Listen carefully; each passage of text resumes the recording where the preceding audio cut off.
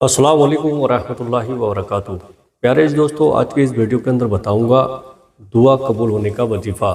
بہت ہی پاورفل وظیفہ ہے۔ پیارے دوستو، اگر آپ نے یہ وظیفہ کر لیا تو آپ کی ہر حاجت، ہر دعا قبول ہوگی۔ پیارے دوستو، آئیے گا وہ وظیفہ کون سا ہے، اس ویڈیو کو بہت ہی توجہ اور اطمینان کے ساتھ آپ کو دیکھنا ہے۔ جب آپ کسی مشکل میں پھنس جاتے ہیں تو اس سے نکلنے کے لیے کوئی نہ کوئی راستہ تلاش کرنے میں لگ جاتے ہیں، لیکن جب کوئی حل نہیں ملتا تو آخر میں دعاؤں کا سہارا لینا پڑتا ہے، جبکہ ایک مسلمان کو چھوٹی چھوٹی چیزوں کے لیے بھی اللہ سے کہنا چاہیے۔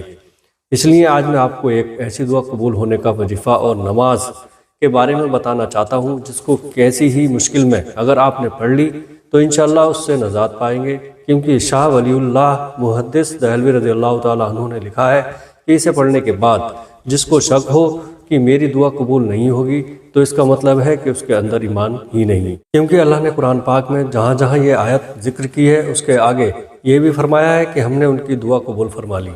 اس نماز میں 4 رکعت پڑھنی ہوتی ہے اور ہر رکعت میں سورہ فاتحہ پڑھنے کے بعد ایک خاص آیت پڑھنی ہوتی ہے، جو اس ویڈیو کے اندر میں آپ کو بتانے والا ہوں۔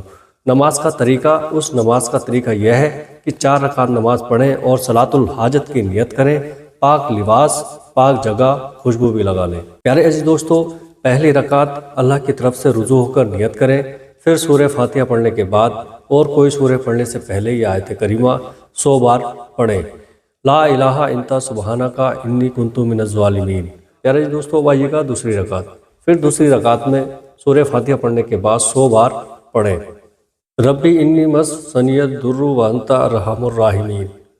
پیارے عزیز دوستو، پھر آئیے گا تیسری رکعت میں، پھر تیسری رکعت میں سورہ فاتحہ پڑھنے کے بعد 100 بار یہ پڑھیں، وَأُفَوِّضُ أَمْرِي إِلَّا اللَّهَ إِنَّ اللَّهَ بَصِيرٌ بِالْعِبَادِ۔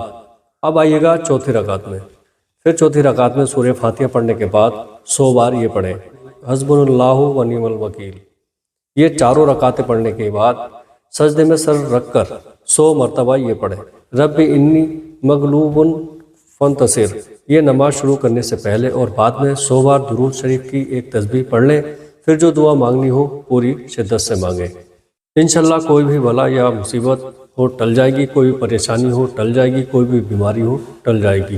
اور پیارے دوستو، سچے دل سے آپ دعا کیجیے گا، کوئی بھی نیک دعا آپ کی مقبول ہوگی۔